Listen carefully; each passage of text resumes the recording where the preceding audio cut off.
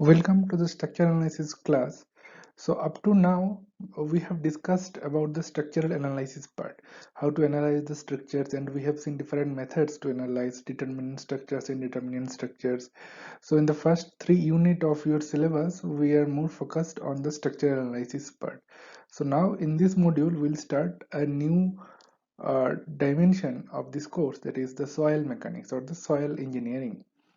Because as a structure is standing on a soil, so before constructing a structure we have to understand the properties of soil in details. Whether the soil capacity is good, the soil can take the load of a structure or not, all these properties we have to verify first.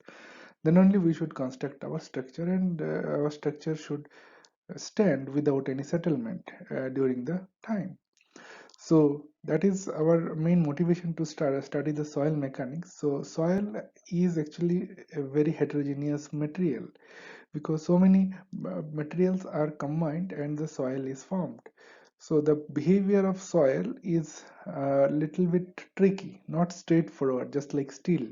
So steel, if you see, steel material for building construction, steel is made up in a factory. So all the quality in a steel is very good. So we know the exact properties of steel, exact behavior of steel when the load is applied into a structure. Similarly, concrete also somewhat better than the soil, because concrete also made up of aggregate, cement, and fine aggregate, and water also. So 3 4 ingredients we are mixing and we are making the concretes. So concrete's behavior also we can some extent predict, and we can easily guess what will be this behavior after the application of load. But in case of soil, soil is very much made up of heterogeneous material. So many sediments will be deposited in a soil. So soil is combination of many materials. So it is very difficult to predict the soil's behavior after application of load. So before constructing our any structure has its huge load, right? So before constructing any structure, first we have to investigate the soil properties. So what the type of soil is there, and what are how much strength the soil has, how much load it can take. So all these properties we have to verify first, then only we can construct a structure.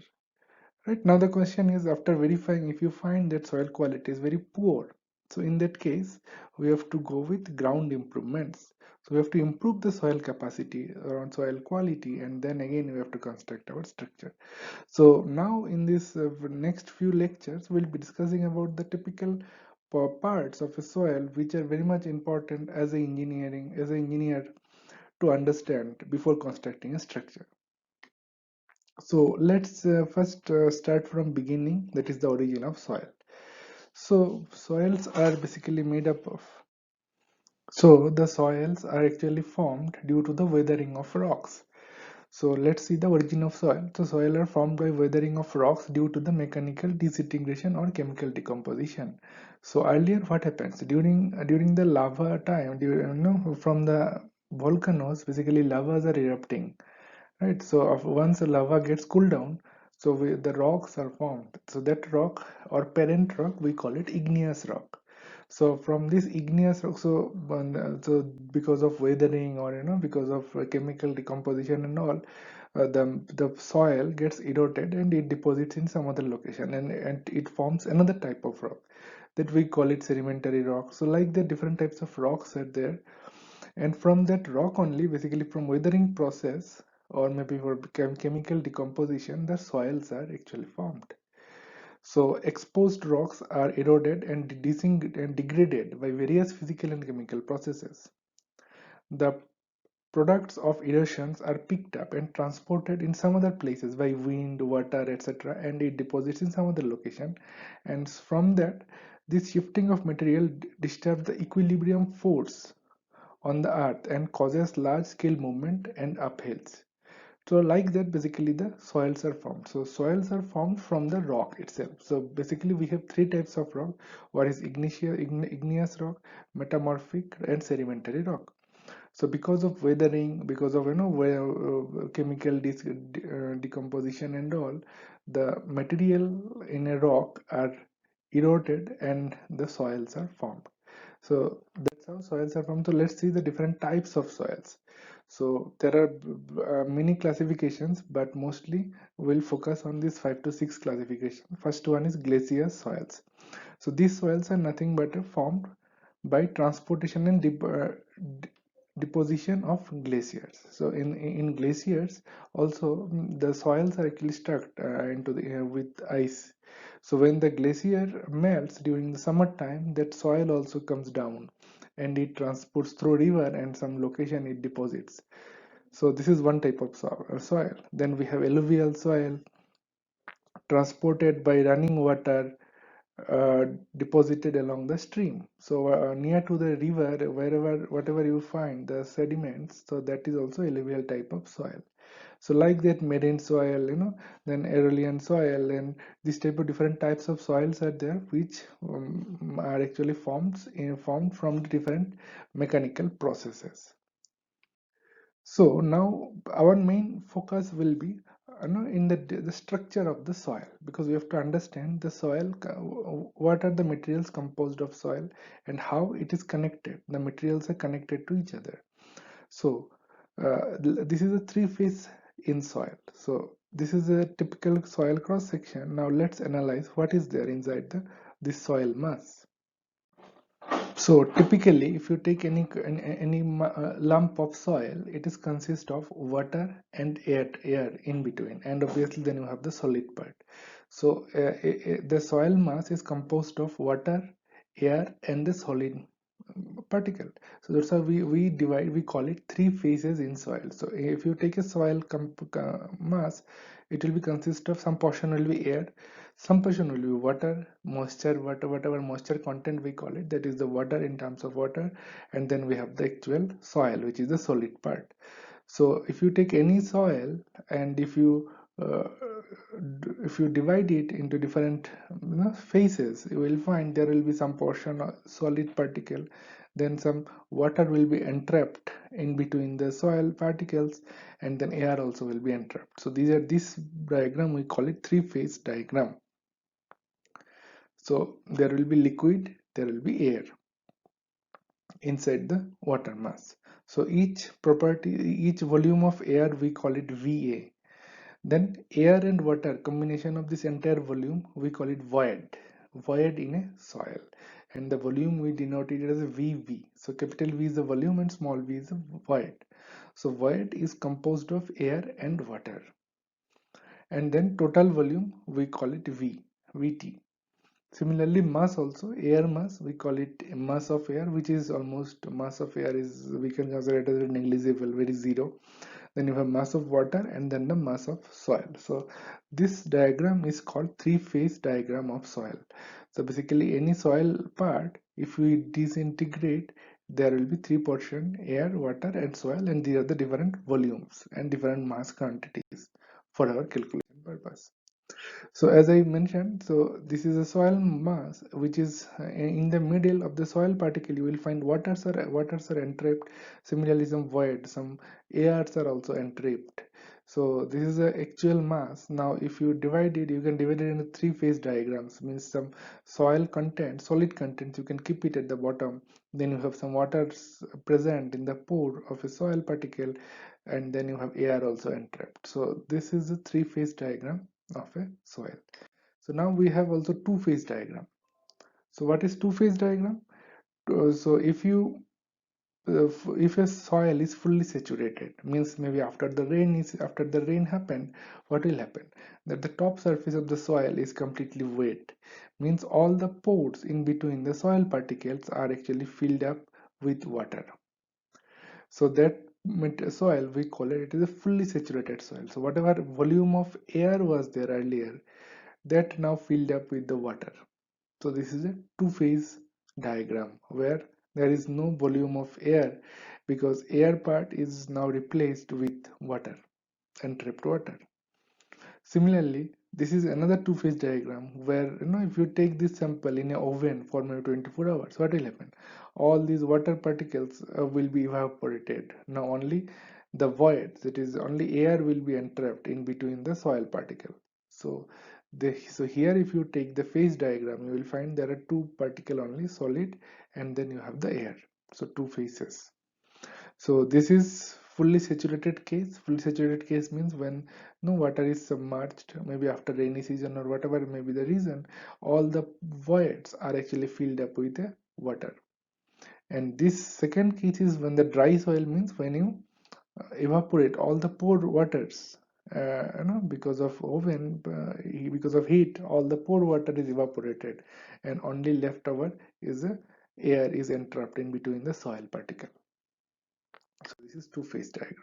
So this is again in details the phase diagram. So the entire soil mass can be divided into three parts. One is the solid part, which is nothing but actual soil particle, and then in between the soil particle you have water and air. So air and water in combination we call it void. So how much void is there in a soil? So if you see a loosely graded soil means the particles, the soil is loosely graded. In that case, the air and water content will be more in that soil. So, and air and water content combined, we call it void. So, volume of void will be air plus volume of air plus volume of water is called volume of void, VV. So for the purpose of study and analysis of the of the soil, we need to understand how much volume of air is there in particular type of material, particular type of soil. Similarly, how much quantity of water is there in particular type of soil. So like that, we have to in a phase diagram, we have to understand each properties. How much air is there, how much water is there in a soil. So now, if you see if you compact a soil, means you are increasing the strength of a soil. In that case, air and water content is very minimal, right? When you compact a soil, what will happen? So the coil and the soil will compress and the air and water will come out from the soil. Now the strength of the soil will increase. So that is a property which from which we can identify whether what is the strength of the soil, whether it is good or bad. Because if more number of voids are there in a soil, what will happen? Void means air and water, more air is there in a soil. So in that case, the strength of the soil will be reduced. Why? Because when you compact it, when you apply the force on a soil, what will happen? Air and water will simply come out. So ultimately, the structure will settle. The settlement takes place in a soil.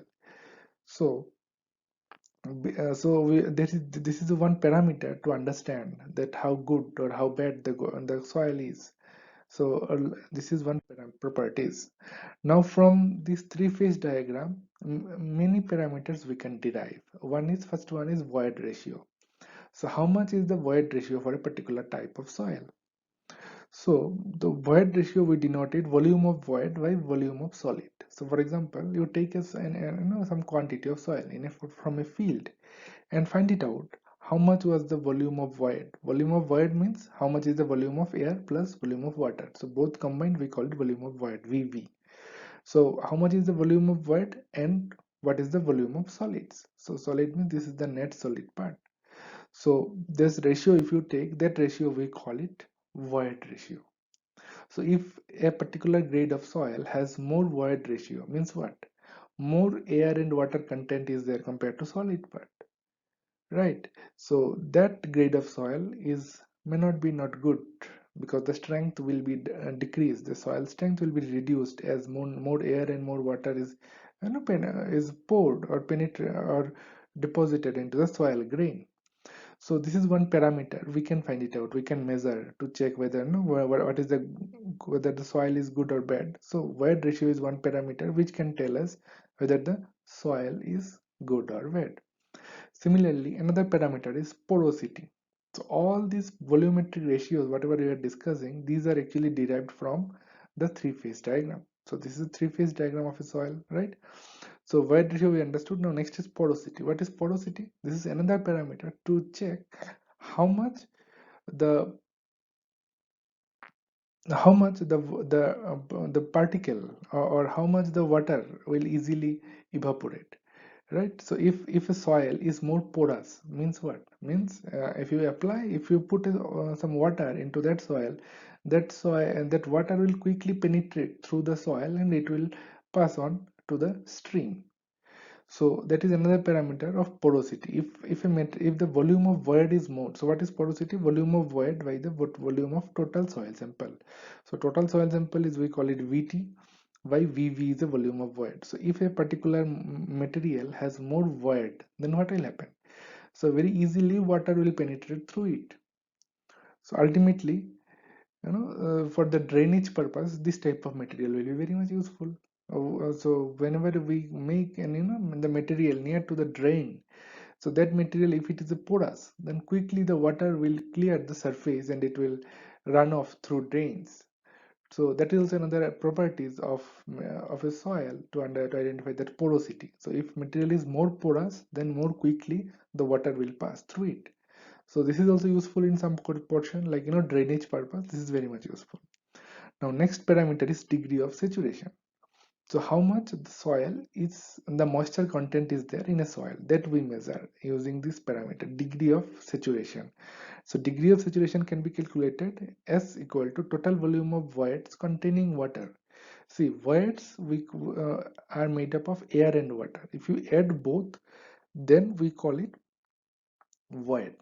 So now total volume of voids containing water, contains water means only we are talking about the water volume. The water volume is VW.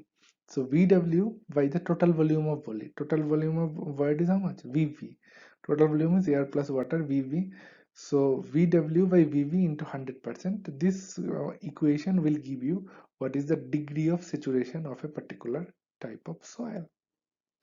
So these are the different parameters so before constructing any structure, so we have to investigate the soil in details, right?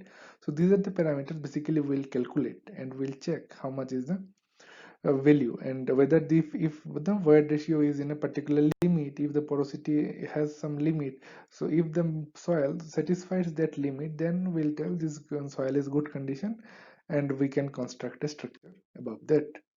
So similarly, now we have weight ratios. Earlier we have seen that volume ratios. Now it is weight ratios. What is it? Water content. So how much water content is there in a soil?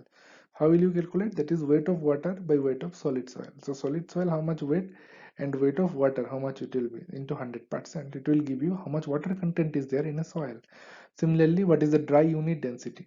What is density? Density we know, weight by volume is called density. So dry unit weight means, dry means weight of the only solid soil will be the dry, and total volume of soil will give you the density, the dry unit density of a soil. Similarly, what is the bulk unit density, weight unit density? So many densities can be calculated. Similarly, saturated unit density also can be calculated using the simple formula, this one. And then we have submerged unit weight also can be calculated. So why we are doing all these calculations? So basically we are checking the quality of soil. So whether the soil is good or soil is bad. So these are the parameters we have to perform. We have to find it out, the values. How much is the water content in the soil? How much is the dry unit weight of a soil? Right? How much is the density of a soil, specific gravity of a soil? All these parameters we have to compute. So once we know all the values, then only we can tell, okay, that quality, that soil is good or that soil is bad, whatever it may. So next is very much important parameter of soil, that is the specific gravity. So specific gravity, as already you know, that is the ratio of weight of solid particle to the weight of an equal volume of distilled water at 4 degrees centigrade.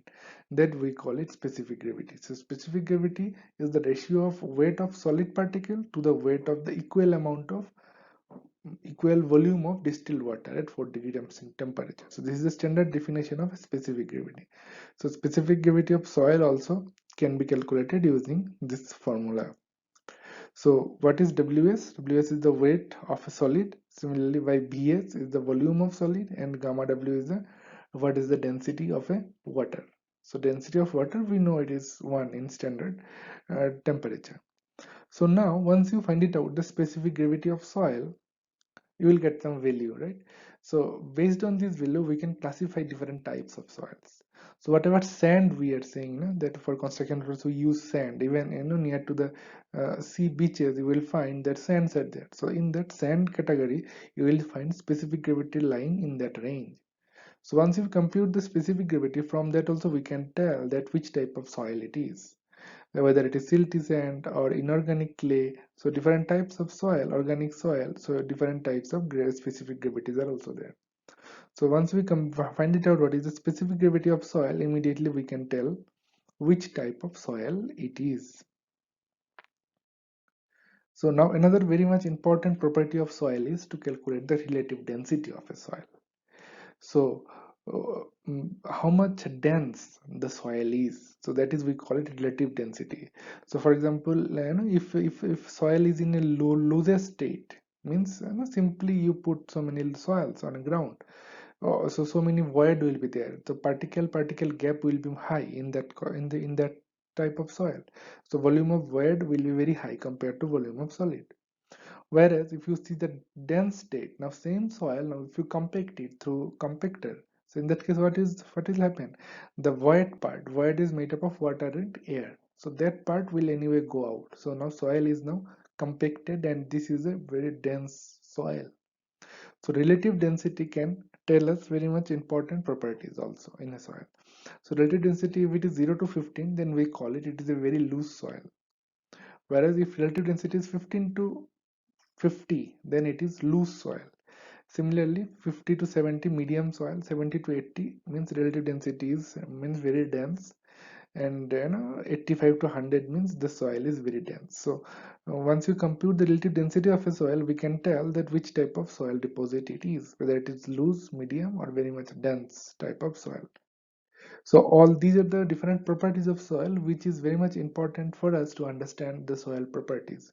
So whether the soil is good or it is useful for the construction purpose or not, all these parameters first we have to compute. In a field we have to go, we have to collect the sample, and then we have to test all the parameters, whatever we have discussed till now.